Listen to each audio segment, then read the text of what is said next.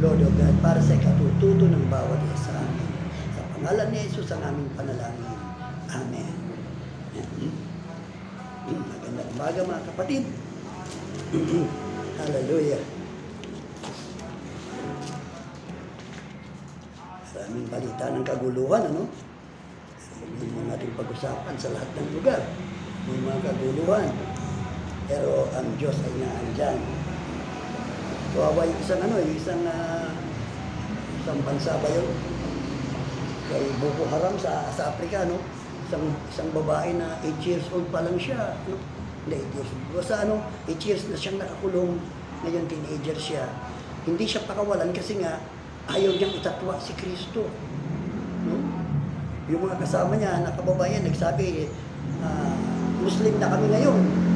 Yung pakikiusap sa kanya na maging itatwanan niya. Hindi niya talaga itinatwa. Grabe mga kapatid. Pag-pray natin. Ano bang pangalan ng batang yun? Leia yata. At nakakahanga ang ganong pananalig sa Diyos. At ang ating pong tatalakayin ay aking pinamagatang The Workings of Faith. Mga gawain ng pananampalataya. Sa Romans chapter 1, 16 to 17, it says, For I am not ashamed of the gospel of Christ, for it is the power of God unto salvation to everyone that believeth, to the Jew first, and also to the Greek. For therein is the righteousness of God revealed from faith to faith, as it is written, the just shall live by faith. Kumbaga, revealed from faith to faith. Ibig sabihin, ini-reveal yun sa pamamagitan ng pananalig natin araw-araw na tayo ay naglalakad sa pamamagitan ng pananampalataya at nire-reveal ang righteousness ng Panginoon sa pamamagitan natin, nakikita, nahayag sa pamamagitan ng ating pagliliwanag. Amen? Nagliliwanag ba tayo mga kapatid? Amen. Pero siyempre, huwag natin ipagmamalakihan parati tayo na ika nga ay nagpapakumbaba sa harap ng ating Diyos. Kasi maaaring hindi natin alam, maaaring may kasalanan tayo. Di ba mga kapatid? Kaya dapat parati tayong humble at parati tayong humihiling ng kapatawaran sa Kanya. Lord, baka may nagawa akong hindi tama o naisip akong hindi o mali. Lord, patawarin mo po ako at pasalamatan mo siya. No, mga kapatid, pagkat walang tao na nabubuhay na hindi nagkakasala sa ating Diyos. Our God-given faith is now our daily way of living. It's like an energy birthed in us. Nung tayo binigyan ng Diyos ng pananampalataya, na born again tayo, yan ay part ng spiritual blessings, mga fruits of the Spirit, no, na ibinerd sa ating mga puso, sa ating kaibuturan, ang ating pananampalataya. Sure, sa pamamagitan ng pananampalataya, tayo po ay nag-a-action o nagsasalita. May words of faith na sa atin. At as it is written in Psalms 116 o 116 verse 10, bahagi lamang, I believe, therefore have I spoken. Number 1, faith enables us to speak. Kaya tayo nagsasalita, hindi natin tinatatwa si Christ. Na pinagtatapat na tayo, ipinagtatapat natin na tayo ay kay Kristo. So, we believe, therefore we speak. Kaya nga kapatid, kahit yung mga demonstrators, pag nakita niyo yung mga demonstrators, di ba? Ang tatapang nila, makibaka, huwag matakot, sabi nila. Kasi, kumbaga, kumbinsido sila kung saan lang pinaniniwalaan, kahit mali. Di ba mga kapatid? Kaya, matatapang sila, handa silang mamatay. Pati mga magulang nila, tinatalikuran nila. Sang-ayon sa komunismo. Di ba? So, dito sa atin, dami pa rin ganyan. At ganun din sa pananampalataya, mga kapatid, malakas ang loob natin. Hindi natin ikinahihiya ang katotohanan na tayo ay pag-aari ng Panginoon. Hindi natin ito pinagyayabang, pero never naman na ikinahihiya natin. Kristiyano ka ba? Oo, kapatid, Kristiyano ako tulad mo. Lahat naman tayo sa Pilipinas, bihira yung hindi Kristiyano, no? Hindi nga alam yung iba, Kristiyano lang sa, sa salita, no? At dapat sa gawa, sa isip, tayo ay Kristiyano. So, because of that faith in us, tayo ay nakakapagsalita. Faith enables us to speak. Second, faith please God or pleases God. Ang pananampalataya po ay nagbibigay kagalakan, kasiyahan sa Panginoon. Napiplease natin siya sa pamamagitan ng pananampalataya. Kahit ang pananampalatayang yun ay galing pa rin sa Kanya. Kasi ibig sabihin, ginagamit natin. Di ba?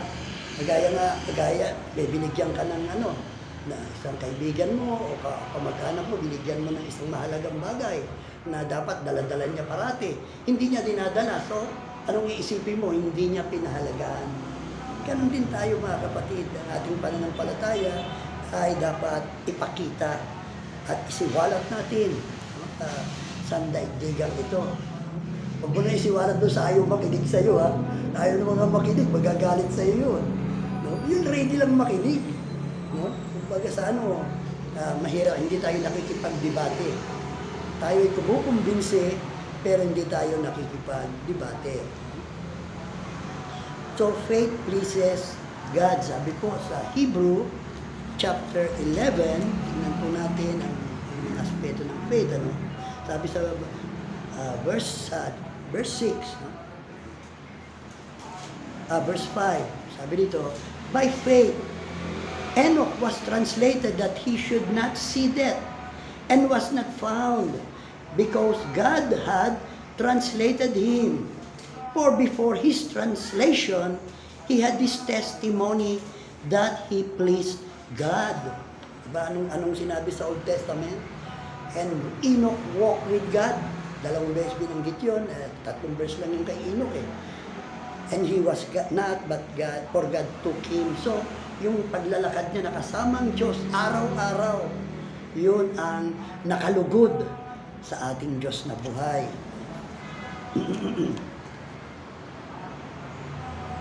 At number 3 is faith enables us to seek God and pray to Him. But before that, kumbaga sa yung translation ni ni Enoch, siya ay dinala siya ng Diyos. Siyempre, doon na sa kung saan siya dapat ilagay para sa paraiso. Diba? Nakasama ang Diyos at ng ibang mananampalataya. Siguro ni Abel, kasi nakuha na doon si Abel, kanyang kaluluwa. Pero si Enoch, pati kanyang katawan dinala doon. Yung hindi ko alam kung magkasama yung kaluluwa at yung katawan. Di ba si Abel namatay eh. So, ang nasa langit ay yung kanyang espiritu. Dinala sa Diyos yun. Ang espiritu, kaluluwa. Pero yung si Enoch, kasama yung katawan eh. Nawala siya.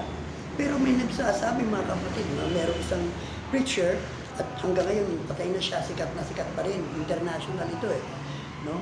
Sabi niya basahin natin yung John chapter 3, 12 to 13. Ito yung tinuro niya eh. Ito natin mga kapatid. John chapter 3. So, sabi niya, verse 12 to 13. Yung sabi ni Christ dito, if I have told you earthly things, and ye believe not, how shall ye believe if I tell you of heavenly things? And no man hath ascended up to heaven, but he that came down from heaven, even the Son of Man, which is in heaven. Ito mga kapatid, yung verse 13 na sinabi niya ng Panginoon, and no man hath ascended up to heaven, ang turo niya kagad, walang nakaakyat na sa langit. Si Enoch, hindi nakarating sa langit. No? Siguro, dinanala lang sa Pluto. Kasi wala na siya dito sa lupa eh. No? Si Moses, diba? Namatay si Moses sa ibabaw ng bundok. At kung hindi siya nakaakyat sa langit, nakipag-agawan pa naman yung anghel no, kay Satanas, tungkol sa katawan ni Moses, kung hindi niya dinala doon, saan niya dinala? Diba? Si Elijah, sabi nga ng mga sons of the prophet, sugo mo kami, sabi nila kay Elisha, no? Sugo mo kami, hahanapin namin. Baka kung saan siya inihulog ng Diyos. So, ano, inihulog lang ba? No? Kasi nga, no man had ascended up to heaven. No, kaya lang, kumbaga, magugulat ka eh. Hindi niya naunawaan yung verse. Kasi nga, hindi niya binasa yung verse 12. Kasi nga, di ba, sa Bible school, binabanggit yan eh. Scripture, interpret, scripture. So, maraming beses, ang isang verse ay hindi makatayong mag-isa. Nangangailangan siya ng kapwa verse niya. Although maraming verses na nakakatayong mag-isa, pero marami ang hindi. Sabi rito, sa verse 12, if I have told you earthly things, and ye believe not, how shall ye believe if I tell you of heavenly things? No? And no man hath ascended up to heaven. So dito ang sinasabi ni Christ, ko, hindi, ito nga, dito na nga nangyari sa lupa, mga pangyayari dito, o mga katotohanan dito, ayaw kayong maniwala. E paano pa kung matuturo ko sa inyo ng mga katotohanan sa langit? At wala pang taong nakarating sa langit. No? Ang tinutukoy niya, mga kapatid, sa mga buhay, hindi sa mga patay. Sa mga buhay ngayon, wala pang nakarating sa langit para bumaba at magpatunay sa mga bagay na nakita sa langit. Dapat maunawaan natin yun, mga kapatid, kasi pwede tayong malin lang eh. But he that came down from heaven, even the Son of Man, which is in heaven. Okay? Untakin mo, mga kapatid, ano? Gagamitin mong isang verse para pasinungalingan ang mas maraming verse. Hindi pwede yun. Kinakailangan ang mga verses kasi magkakamag-anak yan. May magkakapatid, magpipinsan, magkakaibigan. Walang magkakaaway. Walang ano yan, walang walang pagtatalo ang mga verses sa Bible. So, sa third, faith enables us to seek and to pray to God. Babalik po tayo muli dun sa ating sa Hebrew chapter 11. Doon naman po tayo sa verse 6. Sabi rito, but without faith, it is impossible to please Him. For he that cometh to God must believe that He is, and that He is a rewarder of them that diligently seek Him. So dito, mga kapatid, kumbaga kung wala raw tayong pananampalataya na tunay, ay imposible na matuwa sa atin ang Diyos. Sapagkat ang lumalapit sa Kanya ay dapat maniwala na Siya ay rewarder. Nagbibigay reward sa mga diligent isipin, mga masipag na nagsisihanap sa Kanya. Tanong, nakita na ba natin ang Panginoon? Pero siguro, sasabihin niyo sa akin, kasi kilala ko naman kayo, wala namang bago dito. Siyempre, oo. Pero patuloy ba ang paghahanap natin sa ating Panginoong buhay kahit hindi siya malayo sa atin? No? So kung may faith tayo, ay hahanapin natin at mananalangin tayo sa ating Diyos na buhay. Yun ang faith mismo ang nagtutulak, nagpupursigi sa atin para manalangin, para hanapin at makasama ang ating Diyos sa araw-araw. Number 4, faith moves us into action. No? Kala natin, faith, walang, kumbaga parang ano lang basta parang isang gift lang. Mahalaga na naniwala ka lang. Pero may ginagawa pala yan. May workings of faith. Faith works. Sa Hebrew 11:7, dito sabi dito, by faith, Noah, being warned of God of things not seen as yet, moved with fear, prepared an ark to the saving of his house, by the which he condemned the world, and became heir of the righteousness which is by faith. So mantakin mo, no? Ang pananampalataya, pamamagitan ng pananampalataya, siya ay kumilos. Naniwala siya sinabi ng Diyos at dahil dito siya ay natakot. Ang pananampalataya niya ang nagtulak sa kanya na gumawa ng arko for 120 years. Sa tingin natin, ang tagal ng ginawa eh. Pero ito lang, mabilis pa rin yun. Kasi wala namang gamit ng araw eh. Hallelujah. At tiyak, tinulungan pa sila ng Panginoon. Yun na nga lang pagsasarado ng arko, nung nakapasok na silang lahat, ang Diyos pa ang nagsarado eh. Kasi wala silang lock. Hindi pa uso makalak noon. Sabi. Number five, faith obeys God. Sa pamamagitan ng pananampalataya, tayo ay sumusunod sa Diyos. Kaya nga ang faith, mga kapatid, is an active word. Hindi ho yan passive. Active yan. Kaya nga pagka sinabing, not by works will lest any man should boast, hindi ibig sabihin na wala ng work. Kasi ang faith is in itself work. May ginagawa yan. At yan ay gumagawa sa pamamagitan ng pag-ibig. Ng mga kapatid, nag-work yan. At ang work niyan ay mula sa Diyos. Maraming work ang tao na galing sa tao. Akala niya yun ang gusto ng Diyos, pero actually, hindi. Mga kapatid, so faith obeys God. Sabi po sa Hebrew 11 verse 8. Sabi dito, by faith, Abraham, when he was called to go out into a place which he should after receive for an inheritance, obeyed, and he went out not knowing whither he went. No? Sumunod siya. No? Hindi niya na tinanong ng Diyos eh. Siguro tinanong niya, pero basta sumunod ka lang, sabi ng Diyos sa kanya. Lumarga na siya. Kahit hindi niya alam kung ano yung lugar na ipagtatanong niya kung saan. O dahil sa pananampalataya. Pagka binigyan ka ng pananampalataya, hindi ibig sabihin nun na relax ka na, kampante ka na. Oo, kampante tayo sa kalooban natin. Pero, meron tayong paninindigan. Paninindigan yan, mga kapatid eh. Kumbaga, yan yung iyong tawag dito. Yung iyong pinanghahawakang paniniwala. No?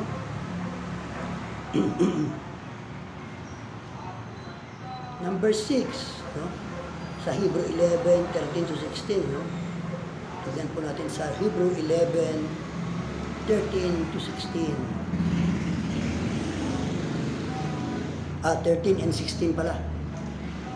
Sabi rito, tungkol to sa mga nauna, no? Ng mga nanampalataya. These all died in faith, not having received the promises, but having seen them afar off, and were persuaded of them, and embraced them, and confessed that they were strangers and pilgrims on the earth. No? Mga kapatid, ano? Hindi nila na tamasa yung pangako, hindi nila nakita, nahawakan, pero persuaded sila, niyakap nila, ikinonfess nila na sila ay mga stranghero, hindi sila taga-lupa, sila ay taga-langit. Mga kapatid, sa verse 16, labasan natin yung dalawang verse, but now they desire a better country that is unheavenly. Wherefore, God is not ashamed to be called their God, for He hath prepared for them a city. Takin mo, mga kapatid, ano sabi nga ni Christ? In my Father's house are many mansions. If it were not so, I should have told you. And I will come again and receive you unto myself. Hallelujah. Ang daming pangako ng ating Diyos na buhay. Kailangan yung paniniwala natin, yung tungkol sa Diyos, mga kapatid, ay maayos. Hindi man perfect, kasi walang makaka-perfecto sa pagkakilala sa Diyos eh. Bakit kamo? Kasi hindi naman natin siya nakikita eh.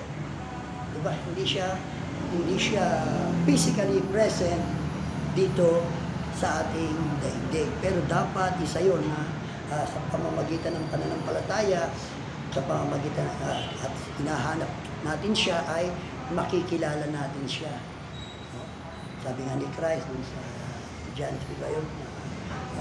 And this eternal life, that they might know thee, the only true God, and Jesus Christ whom thou hast sent. So, kaya tayo nagkaroon ng buhay na walang hanggan, kaya tayo na experience ng life, o yung tinatawag na born again experience, upang maunawaan natin ang Diyos, makilala natin ang ating Diyos na buhay. Pero ngayon, marami pa rin mga problema tungkol dyan, mga kapatid kumbaga, lalong-lalo sa Kristyanismo, no? Merong oneness, merong two-ness. Tapos tayo naman, Trinitarian. Diba? Mga problema yun Kasi hindi napapaliwanag ng maayos ang tungkol, lalong-lalo sa tungkol sa Trinity. No? Maraming mahuhusay magpaliwanag niyan at nakakatuwa Kaya lang, ang problema ko minsan, pagkatapos ipaliwanag sa'yo, tuwan-tuwa ka, kinabukasan, dito ka na uli. So, kasi hindi nila, kumbaga siguro may pumipigil para sa pagpapaliwanag. No? Paris ng ng salitang Diyos. Diba? Sa kasi, sa Old Testament, yung word na Elohim. Meron pa yung ibang salita pa, no? Pero ang pinaka-predominant ginagamit, kumbaga mula Genesis, Exodus, hanggang yata yan, hanggang Deuteronomy na yata yan, isa lang ang ginamit, Elohim, tungkol sa Diyos. Kaya lang, yung Elohim is plural form po yan, no? Na pag talagang ilalagay mo as plural, ang banggit po dyan is God's. And God's created the heavens and the earth. Diba? Okay, may problema. Kasi isang salita ang ginamit Elohim lang, pwedeng magamit para sa turi na Diyos at sa mga Diyos-Diyosan, mga gods. So kasi may S. No? Kumbaga, hindi nila pwedeng banggitin nga yun kasi may problema. Kasi sabi nga ng Diyos, siya isa. There is but one God. Sabi rin sa New Testament. One God and one Lord. One lang. So, parating nakapokus sa number. Isa. Kaya nga, 3 person in one God. Kaparis ng ilang kapatid dito sa ating harapan, no? 3 sila. Pero bawat isa sa kanila ay person. Sila ngayon ay 3 tao. Kasi 3 person sila Lahat sila person. Ano kaya sa Diyos, Ang Ama is a person. Ang Anak is a person. At ang Banal na Espiritu is a person. 3 person. Magkakaibang person. Pero, iisang Diyos. Ibig sabihin, pag sinabi kasing iisang Diyos sa Bible, hindi numbers yung pinag-uusapan doon kundi puri. Para sa akin nagkaroon ng doktrina, pwede kayong may hawakan ng medyo hawig lang. Puri. Kasi siya lang naman talaga ang tunay na Diyos Yung puring tunay. God is a spirit. Yung puring, siya lamang kakaiba. Siya lamang yung banal. Walang bahid tunis na espiritong Diyos. Mga kapatid, kaya doon nagkakaproblema, kaya nga may oneness, may two-ness. Oneness, sabi nga si Kristo, siya na rin ang Ama. Pwede ba yun? Nang nananalangin sa Gethsemane ang Panginoong Jesucristo, pagka tinapos niya yung sentence niya, aakyat siya sa taas, doon magsasabi siya, Anak! Kakausapin naman niya yung sarili niya, aakyat siya doon sa taas. Tapos bababa na naman siya, Ama! Okay ba yun? Hindi okay, di ba? So makikita mo, different person sila. Kaya lang, hindi naman natin pwede sabihin na 3 gods. So, hindi pwede. Pero, ganun ang suma nun. Kaya lang, hindi natin alam kung bakit ganun ang pinaunawa ng Diyos. So siguro, may dahilan niya, lahat may dahilan Walang salita na walang signification, ika na. So, sa atin, sapat na yun. Isang Diyos, 3 persona. At ang ang tatlong persona na yun ay nagkakaisa sa isip, sa salita, sa gawa. Diba? Isang tanong pa, no? Bakit sinabi ni Christ, ito, rin to, bakit sinabi ni Christ, kung siya'y Diyos, na tunay na Diyos, o hindi naman Diyos, bakit niya sinabi na yung kanyang pagbabalik dito, isa lang ang nakakaalam sa araw na yun, ang Ama lamang. Bakit niya sinabi yun? Teka, di ano siya, inferior. Sabi niya nila, di ba, inferior si Christ sa kanyang Ama, kasi ang Ama lang ang nakakaalam eh. No? Di ba mga kapatid? So alam naman natin na sa Book of Micah, binanggit niya eh. He will raise us up on the third day. Sabi din sa Bible, ano? Tayo ay ibabangon ng Diyos sa ikatlong araw. Ibig sabihin sa ikatlong 1,000 taon. Kailan siya namatay at muling nabuhay? 1833. At ilang libong taon na nakakaaraan. Almost 2,000 years na.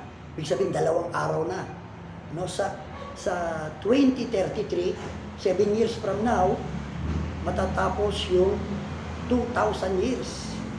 O yung unang 2 araw. Papasok na tayo sa huling 1,000 years. Yung ikatlong 1,000 years. So, bakit hindi nagtakda ang Ama? Sa aking palagay kasi, hindi siya nagtakda pa eh. Wala pa siyang pinili. So kung wala, kasi pag may pinili ang Ama, automatic yun eh. Automatic yun na alam kaagad ng 2 persona. Without him telling them, automatic yun na alam nila. Amen? No one knows the things of God except the Spirit that is except the Spirit of God. Sa 1 Corinthians yun. Diba? And the Lord is that Spirit. Kaya nga dito mga kapatid eh, di ba sa puso natin, kala natin, ang kinakausap natin ang Panginoon Kristo, yes, pwede yan. Pero usually it's the Holy Ghost. Siya yung representative ng Panginoon. He represent at daladala niya yung pangalan ng Panginoon. Kaya kung tayo nananalangin, si Kristo pinananalangin natin, pero yung nakaharap sa atin ay ang banal na Espiritu. Nagsasalita siya in the authority of the Son of God. Okay? Pero walang problema doon mga kapatid. Kasi kahit sinong kausapin mo sa kanila, iisang Diyos ang kinakausap mo. Silang lahat. Amen? So, walang problema doon. So, kaya hindi pa nakakapagtakda ang Panginoon kasi niya, kasulag din yan eh, na siya ay, bakit nakakapagtaka, no? Kasi kahit ang mga apostol, inaasahan nila, nung sila yung mga buhay pa, darating na ang Panginoon. Pero yung pala, mauubos pa sila, hindi pa siya darating. No? Pero, kumbaga sa ano kasi, matiisin ang ating Diyos eh. Hindi ko na matandaan yun. Pero dyan yan sa 1 Peter yata yun. Na kung saan, hinihintay niya na lahat ay magsisi at manampalataya para maligtas. No? Ayaw niyang may maiwan. May mga pinili siya eh. At may mga mananampalataya sa kanya, at yung mga yon ay ayaw niyang may maiwan kahit isa. Kaya kinakailangan, sa pagtakda niya ng araw na yon, kinakailangan matiyak niya na ang bawat isa sa kanila ay lumalakad sang-ayon sa kabanalan ng Diyos. Mga kapatid? So itatakda niya rin yan. Sa araw na yon, pag sinabi na niya, anak, ngayon na! Ito na yung araw. That's the day. Tulogan na. Baba na ang Panginoon. Ingay na. At mababangon na tayo mula sa mga patay. Amen? Yan ang inaabangan natin. Ang pagbabalik ng ating Panginoon. Number 7, faith gives us everything to please God. Wow. Faith gives us everything to please God. Doon po tayo sa 17 to 19 ng Hebrew 11. Anong sabi rito? By faith, Abraham, when he was tried, offered up Isaac, and he that had received the promises, offered up his only begotten son. Ano kaya mga kapatid, ano? Kung tinanggihan ni Abraham. Hindi niya inoffer ang kanyang anak. Palagay ko baka hindi rin ma-i-offer ng Diyos ang kanyang dakilang anak. No? Dito, tinest si Abraham. No? Pero palagay ko lang yun, mga kapatid. Yung test niya, pareho silang kaisa-isang anak eh. Diba? Kung lisan ni Abraham ito, dalawa yung anak niya, meron si Iso, hindi, si Iso ba yan? Si Ismael pala. No? Pero ang kinikilala lang ng Diyos na anak niya ay si Isaac. So, i-offer pa niya. Of whom it was said that in Isaac shall thy seed be called, accounting that God was able to raise him up even from the dead, from whence also he received him in a figure. No, mga kapatid? So, nung inoffer ni Abraham ang kanyang kaisa-isang anak, ayaw sana niya. Pero dahil nananampalataya sa Diyos, siguro, kawawa naman ang anak ko, susunugin ko. Pero hindi ba, sasaksakin ko muna siya. Patay na siya, bago ko siya sunugin. Pero, gay ko naman, bubuhayin siya ng Diyos. Bubuhayin siya talaga ng Diyos. Diba? So, yung matatag yung kanyang pananampalataya. Kaya nga, siya ay tinaguriang ama ng pananampalataya. Hallelujah. Kaya gayahin natin yun, mga kapatid. Walang imposible sa ating Diyos. Paniwalaan natin. No? At tayo ay kanyang tutulungan sa lahat ng ating mga hinaharap na suliranin. May nakaabang na tulong, mga kapatid. Huwag tayong matatakot. If God is for us, who can be against us? Romans chapter 8 po yun. No? At hindi lamang yun, mga kapatid. No? 8, our faith grows. Dalawang beses yan sa Bible binanggit yung paglago ng pananampalataya, it grows. Sa Thessalonians, 2 Thessalonians 1:3. Sabi rito ni Paul, we are bound to thank God always for you, brethren, as it is meet, because that your faith groweth exceedingly, and the charity of every one of you all toward each other abounded. So makikita mo, no? The 2 Thessalonians chapter 1 verse 3. Pero mo, nagpapasalamat ang Panginoon si Pablo kasi nakikita niya yung paglago ng pananampalataya eh. Diba? Sana ganyan sa lahat ng mga churches. At dito sa atin, no? Nakikita ang paglago ng bawat isa. Merong ika nga, from glory to glory, binabago tayo ng ating Panginoon hanggang tayo ay maging katulad niya. No? Sa kanyang meekness, sa kanyang pagiging mapagpakumbaba, at sa kanyang pananampalataya sa ating Diyos na buhay. Amen? Amen. Siguro mo, ano kaya? Meron pa kaya ako isang katanungan? Last. Doon na lang tayo magtatapos. Ang Diyos ba ay may katawan? Wala bang katawan ng Diyos? Wala bang? Meron. O, sabi nga, di ba? Sabi nga ng iba eh, spirit has no flesh and blood. Di ba? O, pero ano ba tinutukoy ng Panginoong Jesucristo doon? Kaya matakot, sabi niya sa mga disciples eh. Ang espiritu ay walang laman at dugo. Ano ba tinatakot niya? Ano bang, kasi kala na siya'y multo. Ano ba ang multo? E di siyempre, kaluluwa yan, kaluluwa at espiritu na walang katawan. Kasi yung katawan naagda sa ilalim ng lupa. Di ba? Oh. Pero, alalahanin niyo mga kapatid, tayo ay ginawa sang-ayon sa likeness and image of God. At nang ginawa tayo, anong una niyang ginawa? Yung katawan natin. So may katawan ng Diyos. Yung nga lang kakaiba sa katawan natin. Meron siyang kamay, may mata siya. Kompleto, hindi nga lang nakikita. Maliban na kung magpapakita siya. Mga anghel nga, yung tinatawag na ethereal bodies. Totoo may katawan, pero makikita mo lang kung magpapakita sa iyo. Yun ang katawan ng ating Diyos. Di ba nakita ni Abraham yan? Di ba? Nung binisita niya, papunta siya sa Sodom and Gomorrah. Di ba? 3 tao ang nakita ni Abraham. Dalawa doon, anghel, isa ang Diyos, isa ang Panginoon. At nung makita niya, by faith, alam ni Abraham yun, kung sino yung mga yun. Kaya niyaya niya, Panginoon, daan muna kayo. At ipinaghanda niya ng pagkain at sila ay kumain. Ay katawan ng Diyos, mga kapatid. No? Si Kristo, nung bumaba dito sa lupa, hindi nang hiram ng katawan sa tao. Sa totoo lang, wala siyang DNA ng tao. Wala. Walang similya ng tao. Ang similya niya ay galing sa Diyos. Lamang, sa palagay ko may ginawa sa kanyang katawan. Yan, kumbaga, may retouch. Kasi nga, wala siyang human weakness eh. Kailangan magkaroon siya ng human weakness.